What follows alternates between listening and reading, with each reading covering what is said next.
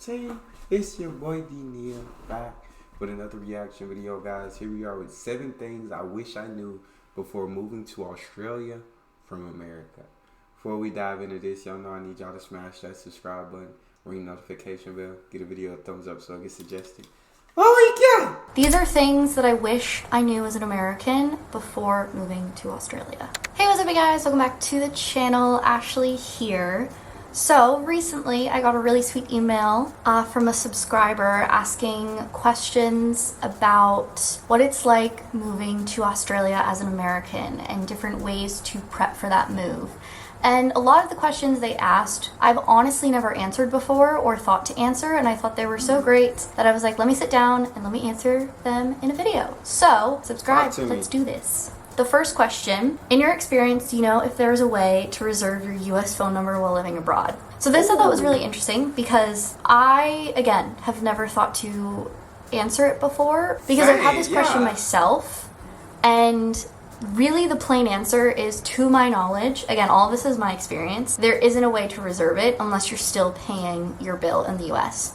So I'm really grateful that my parents, I pay for my phone bill here in Australia, and they've offered to, at least for this moment, help me pay a phone bill in the US, which, saying that out loud, sounds very excessive.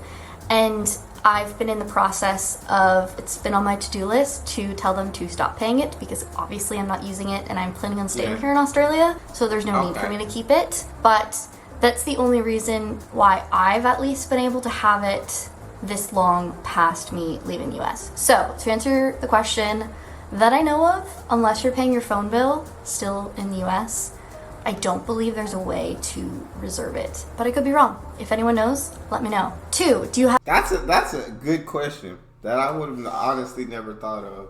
I guess unless I did move to Australia, and then I would have been like, but that's a great question.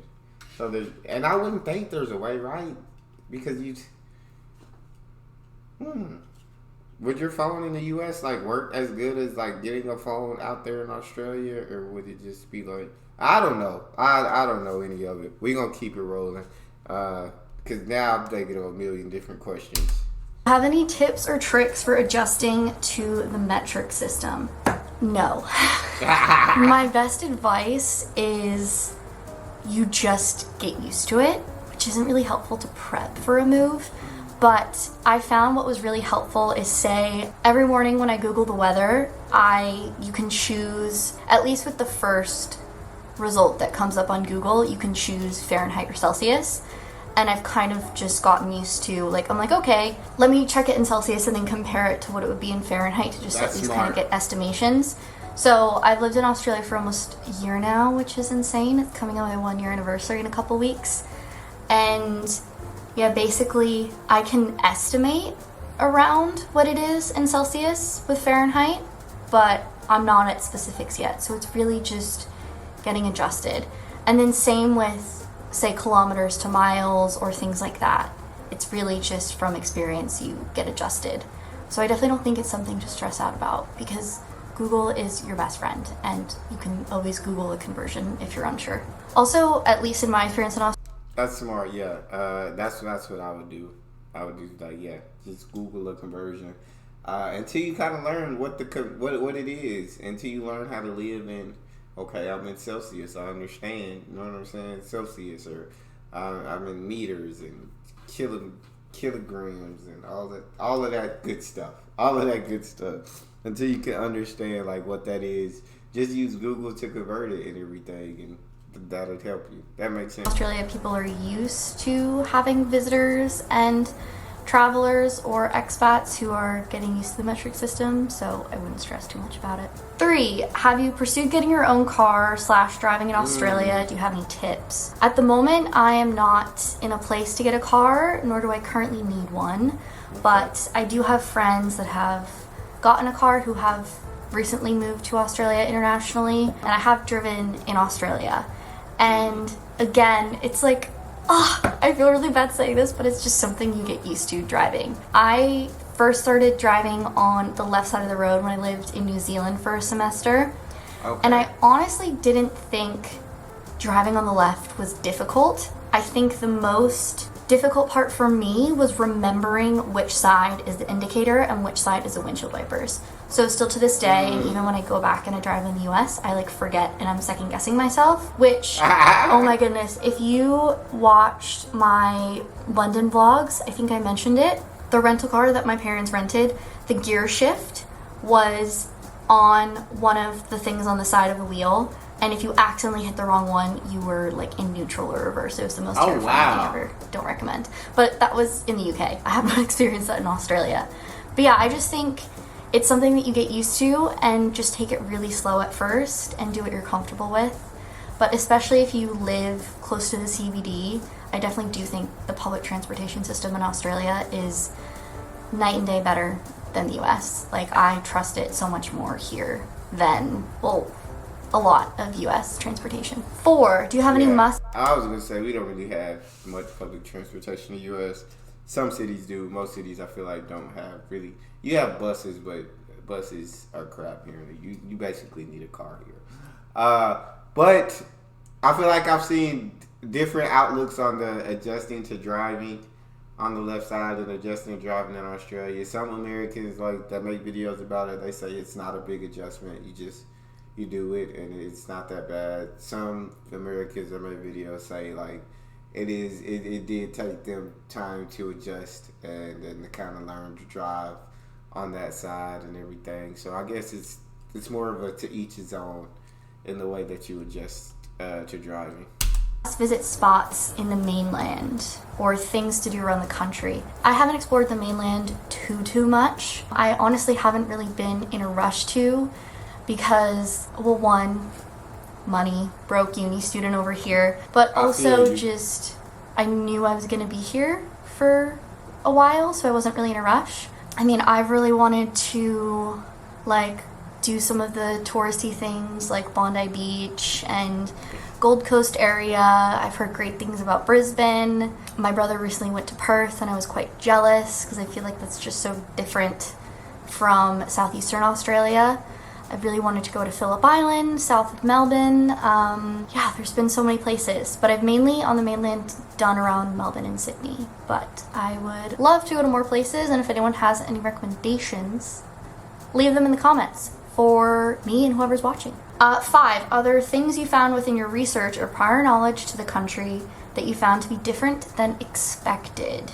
That's a great question. Something that I didn't expect is how well people get paid in Australia in relation to what I was used to in the States. When I got my first paycheck here, working just a casual part-time job, my mouth was on the floor. And I was like, I get paid this much an hour, where in the US, I think the most I've gotten an hour is like 14 or something like that, give or take. Crazy. So again, it's different costs of living in different areas of the world, different parts of Australia, but I was told the pay was better here, but I definitely, since moving here, have so much less anxiety around finances than I did in the US. And I'm also... See, that's so nice, bro.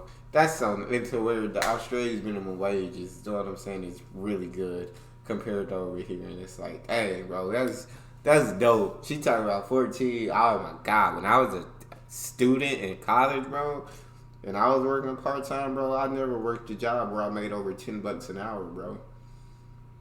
Never worked a job. Now, things were, I will say, things were a lot cheaper back when I was in college. I feel like we had like a 3-bedroom apartment for like $925 or so. It was under $1,000 for 3 of us, bro. Now I have a 1-bedroom apartment. It's like $1,200, and so things were a lot cheaper. And I was only in college, and that apartment was probably 7-8 years ago. But yeah, now I mean, I don't think the minimum wage has went up. I'm not sure for sure if the law for the minimum wages went up, but the places that I was working at when I was younger, in places similar to those, all did start raising their wages. Like freaking, I worked at Walmart and I was making like $9.50 an hour. That was like starting pay at Walmart. I think now it's like $15 an hour or something like that. And so it's just crazy to see the difference. But yeah, that Australia's minimum wage is already incredible, and I've seen videos where they like rarely do you ever like get minimum wage in Australia. Like usually they pay you a little bit more than minimum wage. But I'll let her keep going. My bad.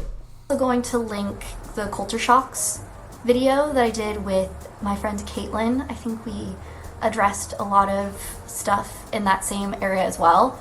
And yeah, I feel like that's another great topic to just do another sit down video on, because yeah, I feel like there's so much to unpack there. 6. I love this question because I've genuinely never talked about this. I've never talked about this. You may think I've been avoiding this question like the plague, but genuinely it just hasn't come up. How does the healthcare system compare? So, my experience with the US healthcare system is very different from my experience in Australia. I mean, no. But in the US, again, it's different for everyone. And I'm beyond grateful that in the US, I've been able to stay for the most part on my parents' insurance up until the age of 26, which is what, I don't know the percentage of people that do that in the US because I can't speak for anyone other than myself. A lot of us, I would say a lot of us do it. If our parents are able to have us on the insurance, we're going to stay on that insurance until we're 26.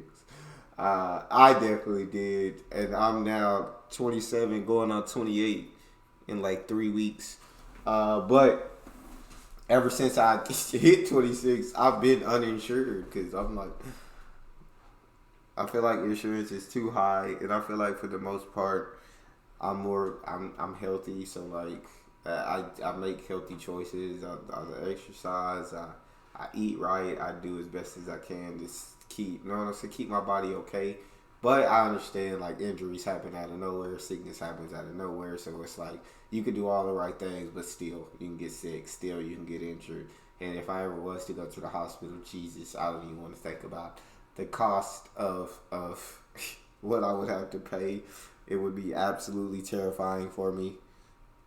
Sorry, something got in my eye. So right now I'm just living on the edge, uninsured. But I feel like most kids nowadays will stay under their parents' insurance until 26 for sure. But a lot of people I know in the US, my age, do that, which makes sense because it's a way to save a bit of money. So I can't really speak on dealing with the US healthcare system as a whole, because I'm super grateful that I've been able to deal with that in cooperation with my parents in the US. So unfortunately, I can't really compare that. But in my experience with the Australian healthcare system is, yes, when you do apply for a visa, you do have to get private healthcare here, which, again, I could be wrong, but I'm just speaking on experience of talking to Australian friends of mine. Some Australians that I know here in the Hobart area do have private health insurance, but some don't. But you need private health to apply for a visa to come here. I don't know all visas, but at least the student visas and ones like that. Again, my experience, it's really difficult because I can't really accurately compare numbers and everyone's experience is so different.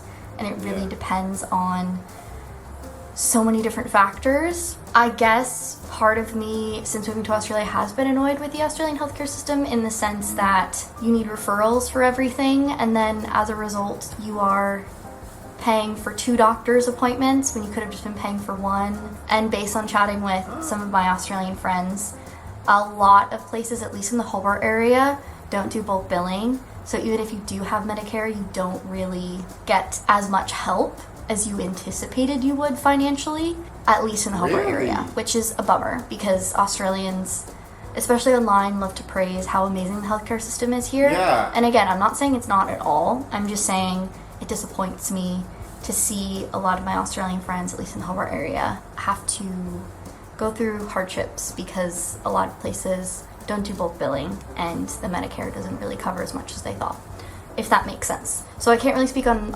Yeah, that's the first time I've heard like anybody, like I feel like, say they were like dissatisfied or know what I'm saying, and not pleased with the Australian healthcare system. And like she said, that's just her experience and her friend's experience, and that's just in the place that they're in. But like that's usually, I feel like it's the opposite. People dissatisfied with the U.S. healthcare, and mainly that's just because of the price of it is just ridiculous. But when she's under a parent insurance, so she really wouldn't have to pay anything anyway.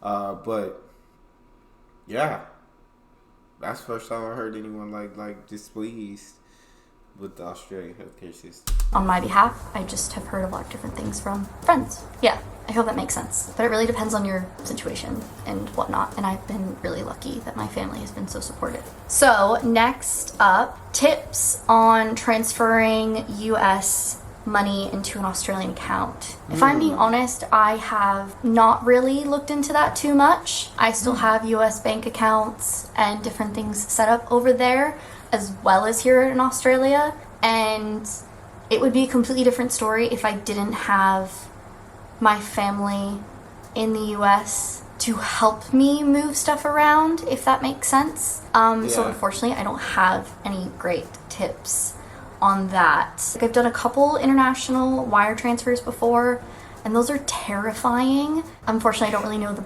best thing to recommend in that regard. So if anyone does have any tips for transferring savings or money or whatnot from one country's bank account to another, leave them in the comments so to hope we can help out everyone. And lastly on the list, again, this was like so sweet that a subscriber reached out, and I just love that you guys feel comfortable commenting, emailing, things like that. Like, it means a lot. How are Americans or immigrants overall seen or treated by society there? So that's an interesting question, and again, it's so different based on where you are located in Australia. I would say it's more so online that I see a lot of hate towards immigrants of any kind from any background. There is some I've seen in person, but definitely not as much hatred that I've seen, at least here in Australia, versus what I've seen in the US. I'm so grateful for the position that I'm in, being a white woman, so I can only speak from my own experience. To be fair though, I have gotten a lot of hate online for being American here, and sometimes there are stereotypes that people from anywhere in the world do just stereotype Americans as, and that does bug me, but also I do understand that being a white woman and coming from my background, there is a lot of privilege in that. Overall, I definitely think there's a lot more negativity towards immigrants in the US with how polarizing the politics is, which I will not get into. But sadly, you do have people, and it's just like a certain group of people, I feel like, in every country. Some country has more, some country has less, who just like act that way toward immigrants or anybody that's different. And I hate like when people like, I don't know, treat somebody a certain way just because they're from somewhere else, or just because they're a certain color, or just because they have different backgrounds. That's like, I feel like at the end of the day, like, we're all humans, and to know what I'm saying, treat anybody differently than you'll treat someone else because of the color of their skin or where they come from. It's not cool. It's not cool. I understand stereotypes. I mean, things you gotta live with. Like, you're from a certain place, they're gonna think that you're a certain way because you're from there. Everybody stereotypes every different place around the world. Know what I'm saying? There's American stereotypes, there's British stereotypes, Australian stereotypes, Indian stereotypes. So many stereotypes from so many different places. So you just, I don't know. That's just a part of life, I guess. I don't think it's anywhere near as polarizing and negative here, but saying that, there definitely has been moments or drunken people on the street here in Hobart screaming about, I think it just happened yesterday or 2 days ago, screaming about negativity towards immigrants. Definitely not as much negativity here, but unfortunately there are negative people almost everywhere you go, but it's definitely not as polarizing here. And going off of safety, I definitely feel a lot safer here, and I did chat about safety a lot with my video with Caitlin when we chatted about culture shocks of moving to Australia. So again, really depends where in Australia you are, but at least in my experience here in Hobart, there are definitely people that are very negative towards that topic, but it's definitely not as polarizing as in the US. Awesome. Well, I hope whoever's watching found this helpful. If you have any follow-up questions, would love to chat in the comments or shoot me an email, DM on Instagram at CoffeeNut. Yeah, I just think that a lot of these topics I've just never come up and I've never talked about before, and I think it's super interesting to compare. And it's interesting, I'm just gonna say this. I got a comment not too long ago here on YouTube, and it was just like, I'm sick of the American take on everything. And to that person, I'm American. Of course I'm going to have my American take on everything. I grew up there. I lived there for 25 years. That, to be honest, this is what this channel is on. It really started picking up because I was an American moving to Australia. Yeah. Anyway, this channel is my take on life. I don't really know what to say to that. Anyway. Yeah, I mean, you're just gonna get some comments that are negative, or some comments that it's just like, well, I don't know what to tell you, buddy. Just don't watch the channel. But I mean, you learn to see those comments and just move right past them. Love you guys. Chat with you guys later. Bye. She was cool though. I rock with her. That's all we got. You guys got a favorite video suggestion, you can subscribe to Patreon or drop it in the comment section. It's your boy Neal. Out.